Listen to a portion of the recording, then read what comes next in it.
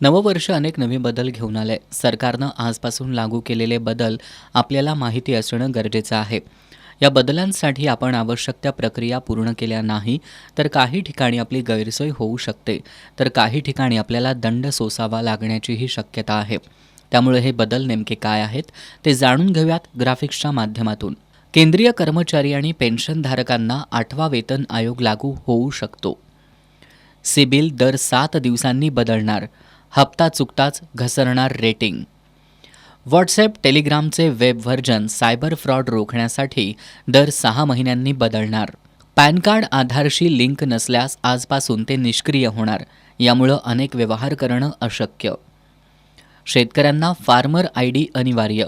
Card नसल्यास PM किसानचा 6,000चा हप्ता मिळणार नाही. 1961चा जुना इन्कम टॅक्स कायदा बदलून नवा कायदा लागू होईल.